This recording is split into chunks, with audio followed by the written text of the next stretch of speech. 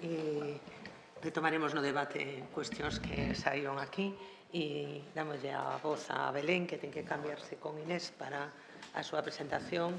Non dixen antes que Belén representante ou secretaria executiva de ADEGA, a Asociación para a Defensa Ecolóxica de Galicia, porque me saltei o seu currículum, e ten unha longa experiencia no traballo desde o mundo asociativo e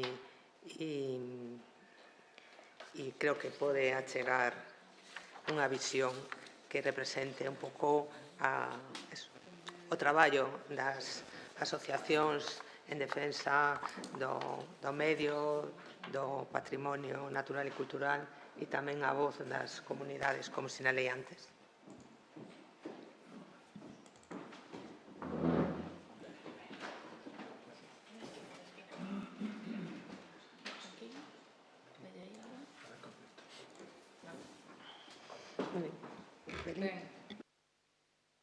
Nada, moitas grazas primeiro ao Consello da Cultura Galega por convidarnos. Bueno, eu hoxe aquí teño como un dobre papel. Por un lado, pois, representar a miña entidade, a ADEGA, como entidade ecoloxista, e, por outra banda, pois, falando desa integración ambiental social, pois, tamén con moita humildade, pois, veño a representar un pouco a voz daquelas comunidades rurais, sobre todo, que se ven afectadas por este modelo enerxético, non? Ben, eu, para comezar, quixera poñer un pouquiño, situarnos un pouco de onde partimos, non? En canto ás necesidades que temos de enerxía e como estamos en cuestión de renováveis. Sabemos que nos exportamos anualmente entre un 30 e un 40% de enerxía eléctrica, sempre falamos de eléctrica. Certo é que non toda é producida a través de fontes renovables, senón que tamén se produce con fontes fósiles, pero é certo tamén que desde 2020 xa acadamos producir ou xerar electricidade con fontes renovables que xa supera a nosa demanda interna de electricidade. Tamén é certo que xa acadamos certos obxectivos que se establecen pola Unión Europea en canto a de cara a favorecer medidas de mitigación da adaptación ao quecemento global, pois xa acadamos a cota de renováveis e tamén que o consumo da enerxía renovable xa aquí en Galicia teña unha porcentaxe das máis altas de todo o territorio español. A produción eólica supón o 40% total da produción galega en electricidade e en canto á produción hidroeléctrica hai que ter en conta que desde o noso territorio producimos o 25% de toda a enerxía hidroeléctrica que se consume no Estado español. Pero non todas son boas noticias porque, evidentemente, non podemos pasar por alto que, aínda a día de hoxe, o 75% da enerxía primaria que nos necesitamos, que nos demandamos, a primaria non transformada, aínda temos que importala. E son, basicamente, combustibles fósiles. É dicir, non podemos, menos como colectivos e movimentos ecoloxistas, perder de vista que non somos autosuficientes enerxéticamente, senón que temos que seguir apostando polas enerxías renovables. Quizáis non é a única alternativa, que é algo que se nos transmite por parte das promotoras da administración, que as enerxías renovables é como a única alternativa que temos para afrontar o reto climático, pero si é unha das máis importantes. E, polo tanto, non é certo que a veces tamén se di que non somos negacionistas do cambio climático, senón que polas circunstancias que estamos a vivir tivemos que matizar o noso discurso. Non sempre fomos favorables ás enerxías renovables, como non podía ser de outra forma, pero si é certo que a vista de como estas se implantan na nosa realidade, tivemos que ir matizando tamén o noso discurso en canto a cuidado con como se están a implantar, cuidado co modelo, que é o que nós aquí estamos a denunciar. Entón, enerxías renovables sí, pero non así. Podíamos poñer o exemplo paradigmático da enerxía hidroeléctrica.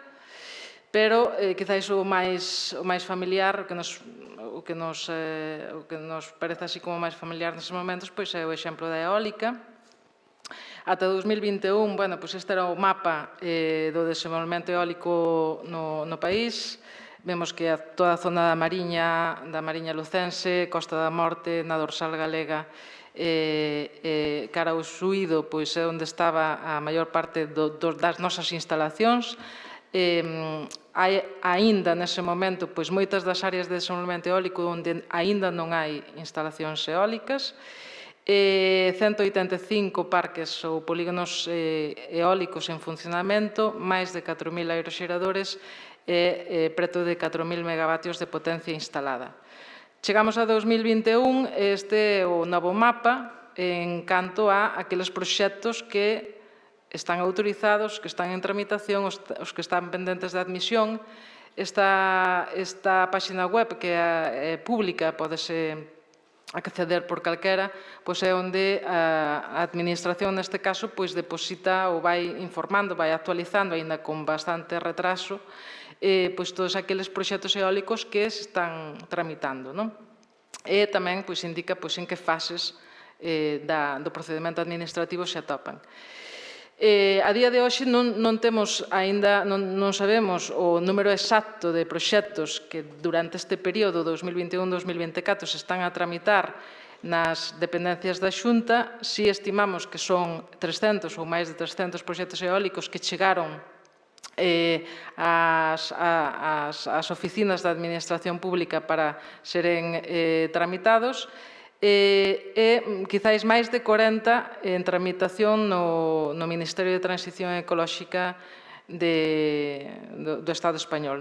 Fálase, sobre todo, da competencia da Xunta, porque é a que quizáis está a tramitar máis proxectos eólicos, pero realmente tamén o MITECO, o MITER, neste caso, está a tramitar moitos proxectos eólicos que, ademais, teñen maior potencia e, polo tanto, quizáis máis impacto sobre o territorio que outros que son menores de 50 megavatios e que se están tramitando a través da Xunta.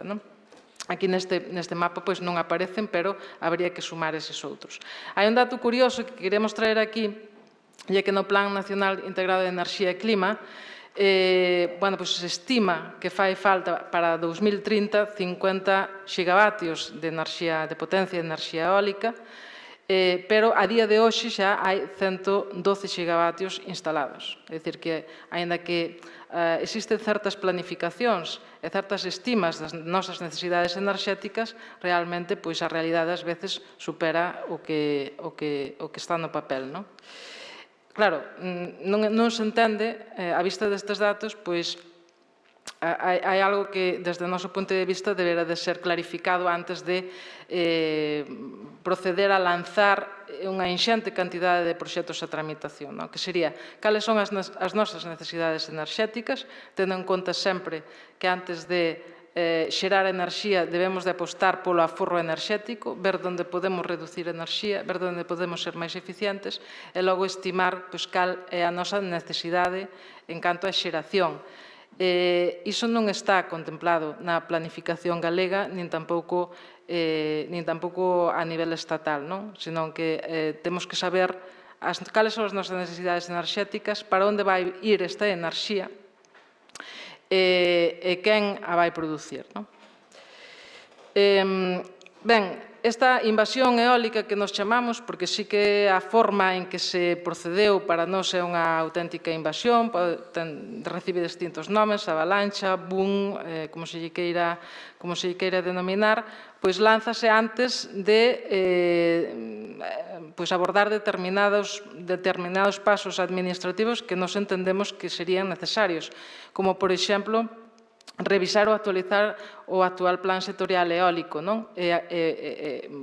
reformalo acorde ás necesidades que temos enerxéticas e aos límites ambientais que tamén se nos presentan. Este plan eólico sectorial necesariamente debería ter pasado por unha avaliación de impacto ambiental no seu conxunto, que se chama avaliación ambiental estratégica, que está destinada a determinar se podemos asumir como territorio, desde diferentes ópticas, nomeadamente ambiental, esa enxurrada de parques eólicos. Establecer zonas de exclusión por o seu valor ecolóxico, cultural e socioeconómico. Desde o punto de vista ecolóxico, sabemos que hai uns espazos, que son os de Rede Natura, que están excluídos do desenvolvemento das enerxías eólicas. Pero realmente non podemos tampouco perder de vista que esa rede de espazos naturais protegidos a día de hoxe é moi escasa, apenas significa o 11-12% da superficie do noso territorio. Estamos agardando desde hai máis de 15 anos por unha ampliación da Rede Natura 2000 que non dá chegado. E isto implica que estamos ocupando territorios que teñen potencialidade de ser protegidos e, polo tanto, condicionando a rede final dos espazos naturais protegidos de Galiza. Logo tamén sabemos que temos moitas especies, temos unha rica biodiversidade, 75 especies están en perigo de extinción, 126 vulnerables, pero non temos instrumentos de xestión, de protección e conservación desas especies aprobadas. Iso implica tamén que moitos destes proxectos industriais de alto impacto ambiental poderían estar poñendo en risco certas poboacións de fauna, de flora, de animais e plantas que están en situación de vulnerabilidade, de risco, que debemos de protexer, porque na biodiversidade tamén, e sobre todo, está a nosa capacidade de resiliencia contra os retos que nos depara a mudanza climática e a crise ambiental en xeral. Temos que preservar antes os grandes sumidoiros de CO2, as zonas húmidas, os bosques maduros, é dicir, aqueles hábitats que, de alguma maneira, son grandes captadores de CO2 e que, curiosamente, algúns destes proxectos eólicos que se están a tramitar e que se están autorizando, acaba con estas zonas de interese prioritario para o conxunto da Unión Europea. Temos que establecer previamente obxectivos de repotenciación, aplicar o principio de eficiencia e aforro enerxético antes da xeración eléctrica. Planificar a transición ecolóxica co conxunto da sociedade, cuestión que non se abordou en ningún momento, senón que a planificación, entendemos nós, e a vista dos feitos, determinouse se é que hai algunha nos despachos e entre determinados axentes sociais que non somos nós, senón foi a administración xunto co propio sector, o propio lobby, quen determinou como tiña que ser esta transición ecolóxica. Non hai mecanismos reais de compensación para aquelas comunidades locais que se ven directamente afectadas. Despois abordarei máis en profundidade este punto, pero realmente o único mecanismo de compensación que hai é para, en todo caso, os propietarios e propietarias eólicas, é dicir, aquelas persoas que teñen en propiedade terras nas que acaban instalándose infraestructuras eólicas, pero realmente hai moitas máis persoas, moitas máis veciñas e veciños que están dentro das poligonais eólicas, que se van ver, e incluso fora desas poligonais, que se van ver directamente afectados por estas instalacións sin recibir ningún tipo de compensación e ben ao contrario, tendo que soportar perdas incluso no valor patrimonial dos bens que se atopan dentro dese polígono industrial. Logo, como dicía antes, necesario e importantísimo, antes de comezar a lanzar este tipo de invasións de implantación de enerxías renovables, determinar as necesidades do país, quen debe producir e para onde e para quen ten que ir esa enerxía. Ben, este é o plan sectorial, o mapa do plan sectorial eólico que sabemos que do finais de 97, xa se dixo aquí en varias ocasións que era unha planificación obsoleta, caduca, que non respondía ás necesidades actuais. Daquela, fixérase un reparto, xa había naquel momento proxectos eólicos en funcionamento. Este plan sectorial veu un pouco a confirmar eses asentamentos e abrir a man para novas instalacións. pero realmente este plan sectorial eólico somente se determinou en base a unha cuestión, que é a existencia de recurso vento. É dicir, as áreas de desenvolvemento eólico estableceronse en función somente deste criterio. É dicir, ali onde haxa máis vento, pois ali é onde van a instalarse os proxectos. Claro, daquela pois non se consideraron criterios de carácter ambiental, criterios de carácter cultural, criterios de carácter socioeconómico, dos que estamos a falar hoxe. En canto aos impactos socioambientais, aquí tienen, a hora de facer esta presentación, dificultades en determinar cales son os impactos socioambientais e os socioculturais, porque realmente está todo moi imbricado. Por lo tanto, non lle fagades moito caso a esa distinción, realmente o que xera englobalo tamén nunha cuestión moi integral, moi global, porque o que afecta ao medio ambiente afecta a sociedade e viceversa. Entón, aquí hai unha perda de biodiversidade clarísima, que agora pasarei a explicar un pouquiño con imaxes. Falaba antes da falta de ampliación da rede Natura. A dereita de todo vedes cal é o mapa actual da configuración desa rede de espazos naturais protegidos. Vedes que é moi pequena esa superficie protegida. A súa esquerda sería a proposta de 2008, de cando o bipartito, que pretendía acadar a cota do 15% da superficie protegida de todo o territorio. E máis á esquerda está a proposta de 2011, que recurtaba non 2-3%, a proposta de 2008, pero finalmente ningunha das dúas, por moi baixas que foran en canto a ambición, acabou aprobándose, non? Son dúas propostas de ampliación que ficaron frustradas, pero que un pouco explicitan cales son as dificultades a hora de determinar zonas de exclusión para a instalación de proxectos industriais que teñan un alto impacto sobre o territorio. Isto condiciona, como dicía antes, o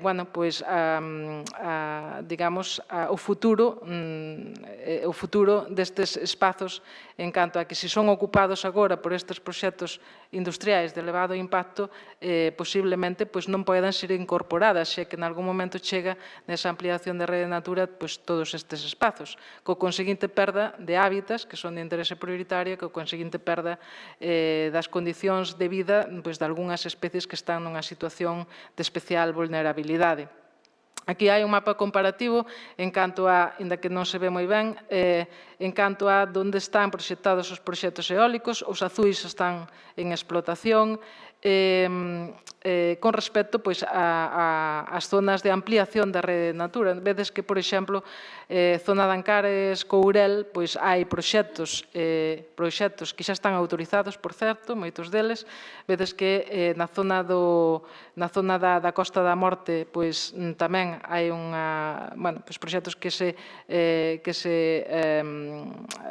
se queren instalar en zonas de ampliación e, nomeadamente, na zona do Suído, tamén aparecen proxectos previstos para a súa instalación en zonas de ampliación da rede Natura. Este é outro exemplo, este nos Ancares lucenses, concellos de Baralla e Becerreá. Vedes, esta é a liña, digamos, son o río Neira, que é un LIC, unha zona de rede Natura que se propoñía como ampliación na proposta de 2008. Vedes que o que vedes en vermello son as poligonais eólicas xunto cos aeroxeradores. Vedes que moitas destas poligonais afectan a eses espazos que estaban previstos para ampliar a rede Natura, o que podría condicionar, como digo, posteriormente a inclusión destas zonas na ampliación desa rede de espazos naturais protegidos. Logo tamén vedes que están moi próximos de zonas de rede Natura xa declaradas, como neste caso a CEC Ancares Courel. Este é outro exemplo que traio para facer visible tamén os impactos que este modelo teñen sobre a rede Natura. Dice que, claro, como non están dentro dos espazos ou da rede de espazos de rede Natura, que non afectan a rede Natura. Bueno, pois é bastante falaz este argumento porque realmente o que está acontecendo, e vémolo en moitos casos, este só é un exemplo, este, por exemplo, é o Macizo Central, vedes que varios dos proxectos eólicos que xa están autorizados, por certo, porque todos estes que poñemos están autorizados, están rodeando pois, de maneira moi evidente ese espazo natural protegido, incluso afectando a zonas a zonas que foron propostas na ampliación da rede Natura. Polo tanto, sabemos que a nivel ecolóxico estas delimitacións pois, non funcionan, no sentido en que os hábitats, as especies non entenden disto, e cando queren trasladarse a outros espazos tamén con condicións idóneas para eles, para estas especies, pois teñen estas dificultades, estas barreiras infranqueables que imposibilitan esa conectividade ecolóxica pola que tanto aposta, por certo, as políticas europeas. E ese é o sentido precisamente desa rede ecolóxica de espazos naturais protegidos. Ben, pois ese principio de conectividade ecolóxica vese totalmente truncado por este modelo de implantación eólica. Falaba antes dos hábitats de prioritaria conservación. Non se entende, e isto é un exemplo moi evidente de que realmente moitos destes proxectos non responden a esa necesidade de afrontar os retos do cambio climático porque precisamente eliminan ou alteran de maneira insalvable espazos, hábitats que son prioritarios, como poden ser as zonas húmidas, como poden ser bosques de ribeira, como poden ser turbeiras, brañas, etc. Polo tanto, cando aparece este tipo de impactos nas declaracións de impacto ambiental, desde logo non entendemos como acadan unha declaración favorable. Especies vulnerables en perigo de extinción, tamén falaba antes, poucos plans de conservación. Evidentemente, as aves, os morcegos, son algunhas das especies máis afectadas por este tipo de desenvolvementos industriais, pero outras especies tamén de flora, mamíferos, non sei se este é unha captura da imaxe do lobo, non? Creo recordar que na zona de Mazaricos, onde se quere implantar o parque eólico Monte da Croa, realmente o que observamos nós nas avaliacións de impacto ambiental é que, ainda con isto non queremos dicir que todas estean mal feitas, pero realmente sí que atopamos deficiencias no que é a rigurosidade con que se avalía o impacto sobre este tipo de especies. Mais coa peculiaridade de que non temos instrumentos de xestión ou de conservación para garantir a supervivencia de certas poboacións destas especies. E, por outra parte, tamén quixera dicir que realmente atopamos moitas contradicións na avaliación de impacto ambiental duns proxectos con outros. É dicir, proxectos nos que, o mellor, a gata fornela, que esta, a tartaraña cincenta, pois determinan unha declaración non favorable ou desfavorable dese proxecto. Noutros casos, parece que a presenza destas especies non determina ese informe negativo, senón que, curiosamente, non é de consideración.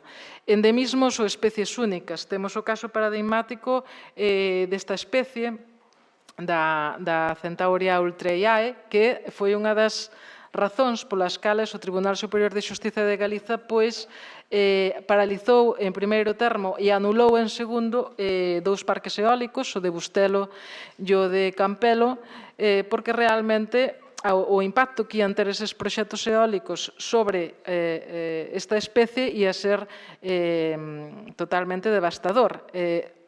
Están localizadas únicamente 600 exemplares desta plantiña.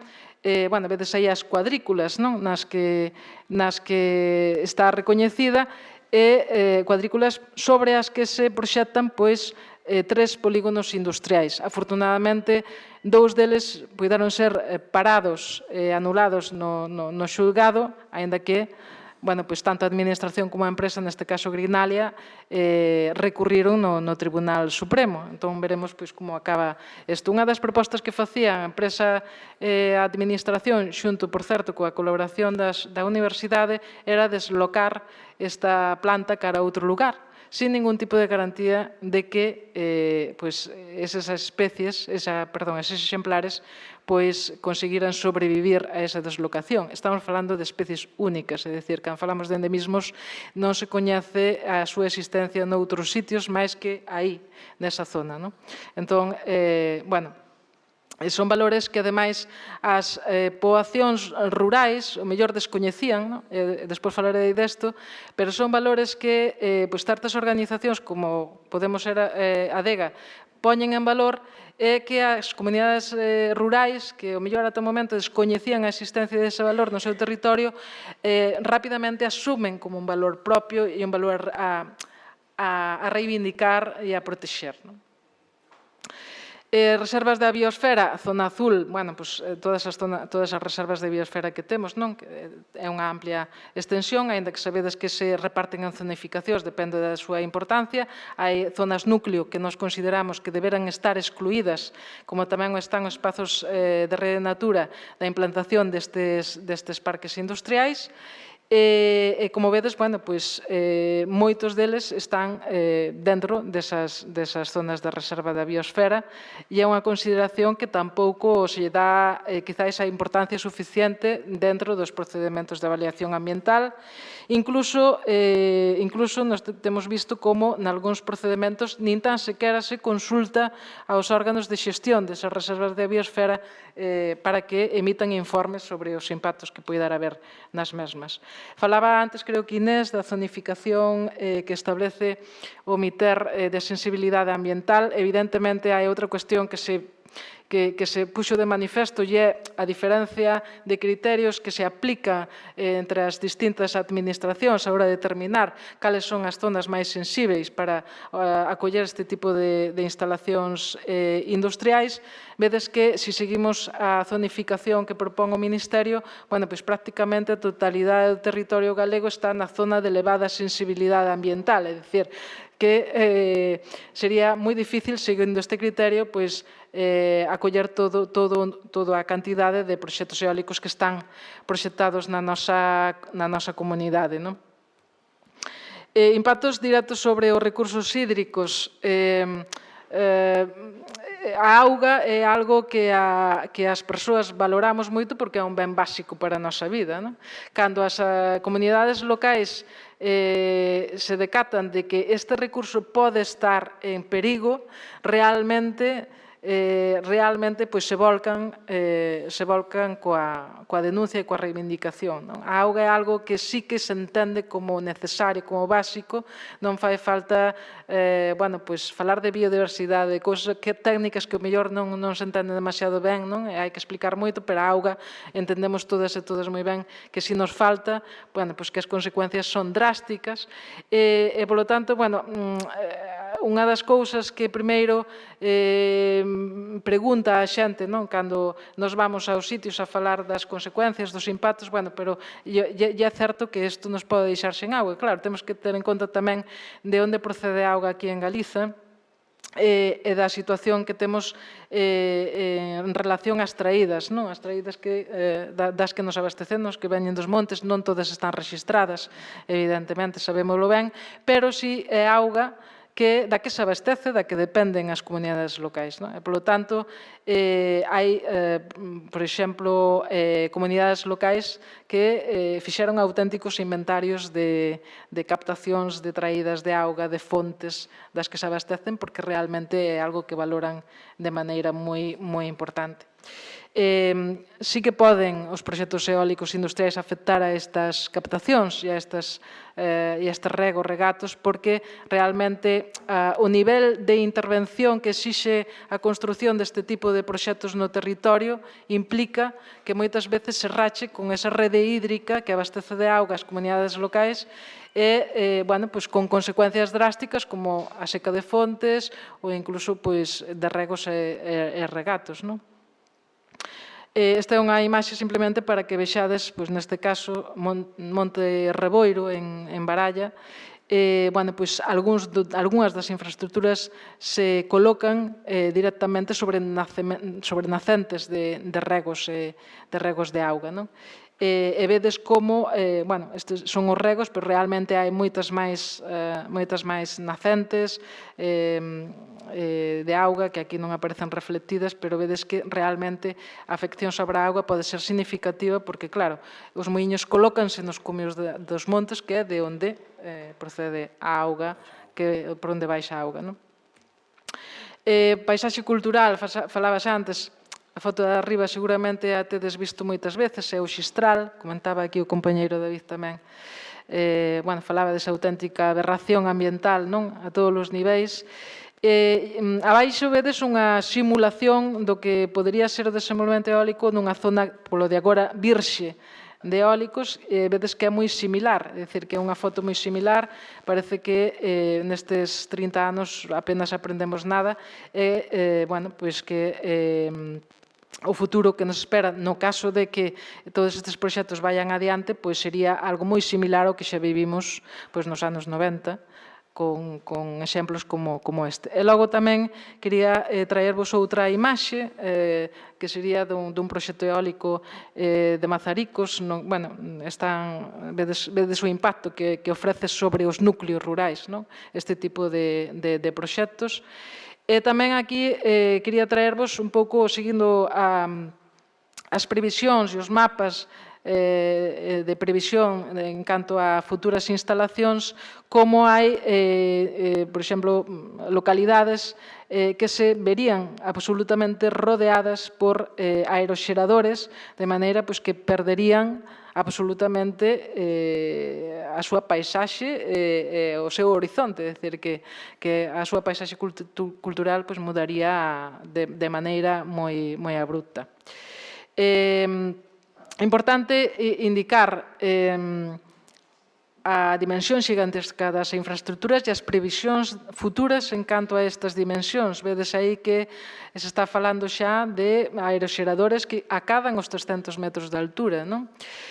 Claro, que pasa se nos polígonos industriais que agora se autorizan dentro de 10 anos se pensa nunha repotenciación para instalar o que daquelas serían as máquinas tecnolóxicamente máis avanzadas, que serían, o mellor, estes eólicos que acaden 300 metros. É dicir, hai que pensar tamén non só nos impactos presentes, senón prever en cales poden ser os impactos futuros naquelas comunidades locais que agora mesmo xa se ven afectadas, tendo en conta estas previsións, cal será o futuro desas comunidades locais, que agora xa con muiños de 200 metros de altura xa ven difícil a súa supervivencia ou a súa compatibilidade ou coexistencia con estes eólicos. Imaginemos dentro de 10, 20 anos se as previsións se cumpren. Máis imaxes, un pouco referido a, onde se ve a comparativa das alturas e das grandes dimensións destas infraestructuras. Unha das cuestións que preocupa moito as comunidades veciñais é precisamente a proximidade destas instalacións ás súas vivendas, con toda a lógica, porque, seguíndonos pola legislación actual, máis ben pola planificación vixente, os eólicos deben de estar a 500 metros das vivendas, pero no caso de núcleos rurais delimitados, cando se trate solo urbano ou solo urbanizable.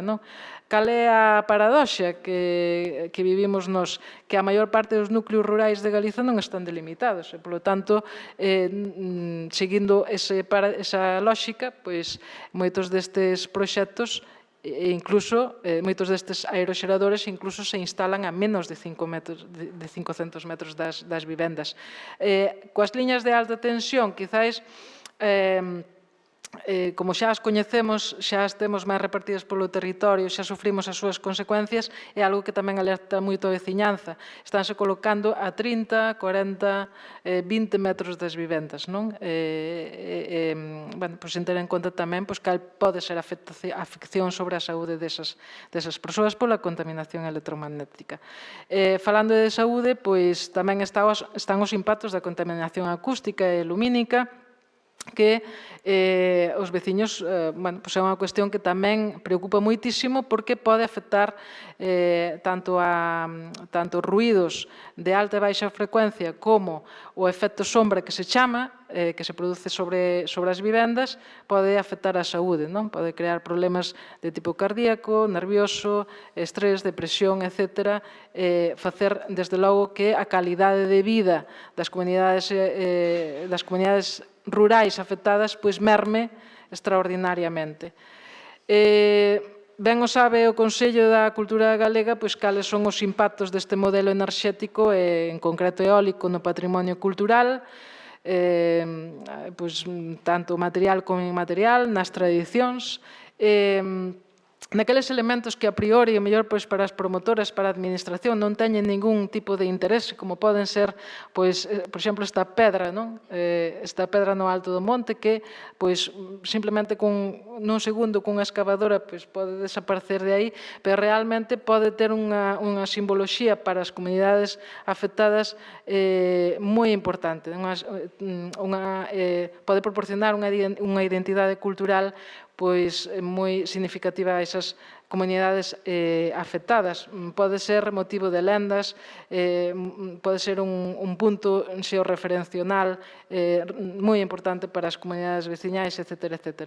E logo á dereita, bueno, pois, tamén coñecemos todas e todas, especialmente tamén o Consello da Cultura, o caso da Cibal. Temos aquí pois, xente directamente afectada, un auténtico atentado contra o patrimonio cultural, tamén ambiental, pero nomeadamente cultural, e aquí sí que non hai excusa porque a administración estaba suficientemente alertada de cales estaban sendo os riscos e os perigos, e ainda así pois, persistiu en destruir patrimonio que, por certo, foi inventariado pola propia veciñanza, coa axuda de arqueólogos, de expertos, pero que pode servir de exemplo de como a veciñanza, as comunidades veciñais, toman cartas no asunto, non? Recoñecen o seu territorio, recoñecen os valores que ten o seu territorio, solicitan que se protexa ese patrimonio e consideran o propio, non? Consideran o propio e parte o seu territorio e da súa forma de estar no territorio. Impactos socioculturais e socioeconómicos, pois, evidentemente, sobre as actividades tradicionais. Falaba tamén Inés antes da competencia que se establece polo uso do territorio, pola competencia dos espazos. Realmente, bueno, pois é outra das afeccións que preocupan moito as comunidades veciñais e que non sempre é compatible. É dicir, ás veces o dano é demasiado, é moito máis grande que o beneficio, e hai danos que non se poden revertir. No caso da eólica mariña temos, ademais, exemplos moi próximos, como pode ser o de Viana de Castelo, que xa nos indican que as consecuencias para o sector do mar son bastante negativas, porque ali onde se instalou o proxecto eólico que hai, pois non hai pesca. Polo tanto, é outro problema de falta de planificación e incluso de falta de estudo, de investigación sobre os efectos que este tipo de instalacións poden ter en actividades tan estratégicas como pode ser a pesca, pero tamén sobre a biota mariña, que sobre iso aínda hai moito que investigar e estudar. Sin embargo, xa se están proxectando parques eólicos mariños de grandes dimensións que afectarían de maneira directa a moitos dos caladoiros de pesca que temos no noso territorio. Tamén quería facer unha especial mención aos montes veciñais. Sabedes que é unha figura singular dentro do que sería a xestión do territorio e dos montes en particular de aquí do noso territorio. Moitos destes montes veciñais, coa instalación de parques eólicos, deixarían de responder a aqueles servizos para o que están convocados, servizos ecosistémicos, e, ademais, perderían na práctica prácticamente a totalidade do territorio. Convertiríanse os comuneiros en simples arrendatarios destas promotoras, pero realmente deixarían de exercer como tal, como comuneiros e comuneiras. Entón, tamén vemos que este modelo eólico o que consegue é indirectamente facer desaparecer boa parte deses, na práctica, boa parte deses montes veciñais e das súas funcións tanto ecolóxicas como sociais. Non sei quen dicía antes que os montes veciñais eran importantes para fixar poboación. Ben, as consecuencias serían totalmente as contrarias, é dicir, este tipo de proxectos o que están animando é a abandonar eses territorios. E logo, non hai que perder de vista tampouco que ali onde se instalan eólicos, cando menos nun radio de 200 metros de cada era xerador, hai unha reclasificación do solo, deixa de ser solo rústico, pasaría de ser solo industrial. Nese espazo non se poden facer outras actividades que non sexan de carácter industrial, non? Estes son dous exemplos que traio de como as comunidades veciñais recoñecen estes impactos e como elas mesmas configuran as súas propias canles de divulgación, de comunicación dos impactos que este modelo eólico trae ás súas veciñas e veciños, non? E as plataformas análogas, e vedes que moitos máis dos impactos que eu acabo de referir aparecen neses dípticos, polo tanto, sí que quixera sobre todo destacar como as comunidades veciñais recoñecen estes impactos, como toman consciencia do valor que ten o territorio para a súa supervivencia e como, ademais, se converten en axentes divulgadores destes impactos, en axentes, digamos, de denuncia e en axentes de reivindicación da protección deses impactos. A través da Coordinadora Eólica Sinón, foi unha experiencia moi enriquecedora, sigue sendo porque aínda está vixente, pero fomos os colectivos sociais, tanto ecoloxistas, sindicais, comunidades de montes, asociacións culturais, plataformas de veciños e veciñas afectadas, os que ante a, digamos, falta de reacción positiva da administración e de outras institucións, decidimos xuntarnos e ver a forma de afrontar esta ameaza dunha maneira conxunta, colectiva. Non é doado, porque aquí están incluídas moitas sensibilidades, moitísimas, pero decidimos apostar por atopar os puntos comuns que temos entre nós e apartar as diferencias ao entender que é a única forma que temos como sociedade de poder avanzar, sobre todo cando temos unha ameaza diante de nós tan importante como pode ser esta. Fixemos unha primeira manifestación no Obradoiro de Santiago, vedes que enchemos a praza, é dicir, a pesar de todas as dificultades que tivemos para poñer na axenda política e mediática esta problemática, grazas á tenacidade de moitas plataformas, de moitos colectivos sociais, conseguimos, por exemplo, tamén eu creo que aportamos o noso grao de area para que este tipo de foros como que estamos no que estamos participando hoxe teñan lugar, porque realmente unha das deficiencias que nos atopamos desde o principio é que precisamente non había debate, non se estaba abrindo o debate á sociedade sobre cal era o modelo enerxético a desenvolver. Simplemente se estaba aplicando unha política de imposición, de terra queimada, e tirar para diante cos ollos vendados. É curioso como moitas comunidades veciñais do rural, hai moitas zonas que non teñen esta cultura, quizáis, de reivindicarse, de sair á rúa, de mobilizarse. Era moi gratificante ver como persoas que non teñen normalmente integrada na súa vida esa cultura, saían desta vez ás rúas con todo o convencimento para defender o seu. Desde a DEGA, tamén para poder recurrir aos proxectos eólicos que considerábamos incompatibles coa preservación medioambiental e cultural, e tamén naqueles nos que había rexeitamento social, abrimos campañas de recadación solidaria. Temos que dicir que non pensábamos que foran a ter moito éxito nun principio, porque se trataba de pedir apoios económicos solidarios ás persoas persoas do rural, realmente quedamos abralladas coa resposta, porque realmente todas as campañas que abrimos de recadación, que foron máis de 30, acadaron con éxito o seu obxectivo. E, polo tanto, creemos que é tamén un elemento que un pouco nos serve como medidor da importancia, da relevancia que ten esta problemática no rural a día de hoxe, non? Tamén se vive unha recuperación dese sentimento de comunidade ou dese sentimento de pertenza a unha comunidade que ao mellor había tempo que non se vía en moitas comunidades rurais. É interesante como, por exemplo, as escolas rurais, os centros sociais recuperan actividade. Falaba antes Teresa de que non sempre no lugar no que vivimos se habita, non?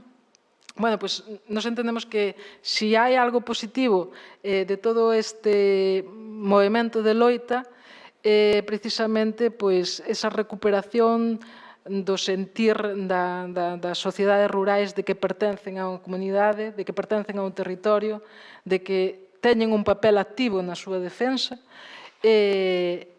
pensamos que xa só por eso vale a pena continuar, seguir resistir, porque isto levamos 3 anos resistindo ante esta ofensiva. Falan de novas vagas eólicas, xa estaríamos na segunda, seguramente veña unha terceira.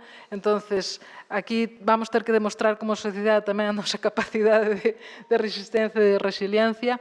E, sobre todo, tamén é importante, desde o noso punto de vista, que isto aconteza, que as sociedades rurais se empoderen, porque están máis preparadas, quizáis que antes, para enfrentarse a cambios radicais nas formas de vida, máis abertos a que haxa un cambio no modelo enerxético, máis abertos quizáis a esas propostas que facía tamén Inés antes, que me pareceron moi interesantes, non só o desenvolvemento eólico, non só o desenvolvemento hidroeléctrico son a alternativa ou as únicas enerxías renovables que podemos potenciar para abordar esta transición ecolóxica, hai outras formas de facelo, nas que, ademais, as comunidades veciñais, comunidades rurais, poden ser partícipes directos e activos desas outras formas de producir enerxía e, ademais, para o seu autoconsumo. Por lo tanto, estamos máis preparados nas comunidades rurais para afrontar ese tipo de alternativas. Nada, para rematar, porque creo que xa me estendi moitísimo, aí temos algunhas das nosas propostas, algunhas xa as citei antes, un novo plan sectorial eólico con fins socioambientais e ao servizo do país, é dicir, ten que haber criterios de carácter social, criterios de carácter ambiental que determinen como se planifica o desenvolvemento de enerxías renovables no noso territorio. Temos que ampliar a rede da natura, non podemos agardar máis, non podemos perder eses espazos que son tan valiosos, por certo, para poder resistir os embates do cambio climático. Temos que pensar en ir eliminando este tipo de proxectos dos espazos de rede natura. Temos que pensar no aforro e na repotenciación antes de pensar na xeración, protexer os caladoiros, os corredores ecolóxicos da eólica mariña, blindar a participación pública, algo o que nos vimos enfrontando nos últimos 3 anos é que continuamente se nos están recortando dereitos de participación pública en todos os procesos de decisión administrativa. Non vou falar a favor da Xunta porque ten moito de responsabilidade nesto, pero tampouco quero pasar por alto que tamén desde o Ministerio se está recortando esa participación pública. É dicir, a través de decretos de excepcionalidade estáse privando ás comunidades locais e a toda a cidadanía participar activamente dos procesos administrativos de autorización de proxectos eólicos e, ademais, eliminouse directamente a avaliación ambiental, o procedimento de avaliación ambiental deses proxectos, algo que nos parece xa deleznable, porque non se pode abordar unha transición ecolóxica eliminando precisamente os procedimentos de avaliación ecolóxica. é un pouco o sinsentido deste modelo. E despois tamén quixera recordar que aquí se falou tamén dos proxectos eólicos como ben de interese público, como se non houbera outras actividades ou outros usos do territorio que non foran ben de interese público superior. E falemos, por exemplo, do alimento, de actividades destinadas a alimentarnos, a darnos un recurso básico para a nosa vida. Falemos da auga. Bueno, por que, de repente, estes proxectos sí son de interese público superior e non outros, E, bueno, despois tamén, por iso aquí tamén puñemos compatible coa soberanía alimentaria e a preservación dos recursos naturais. Saúde. Estes proxectos teñen afeccións directas sobre a saúde. Tamén é unha cuestión que non está suficientemente analizada. E é importante que tamén hai unha cuestión que eu creo que debemos dicir. As universidades teñen moito que dicir en todo isto. Desde as organizacións sociais, desde os colectivos de afectados, vémonos un pouco abandonados tamén por aquelas institucións académicas que teñen un importante papel no deseño desta planificación de enerxías renovables e tamén do modelo enerxético a seguir. Necesitamos estudos científicos, datos obxectivos que certifiquen cales van ser os impactos destes proxectos industriais na nosa vida, tanto no presente como no futuro. Non os temos, non estamos tendo suficiente apoio das institucións académicas en todo isto. E, bueno, tería moitas outras cousas que comentar, pero creo que o interesante é agora o debate que se produza. E, bueno, volvo a agradecer esta oportunidade que nos destes e moi satisfeita porque se produzan este tipo de foros e encontros. Moi ben. Gracias.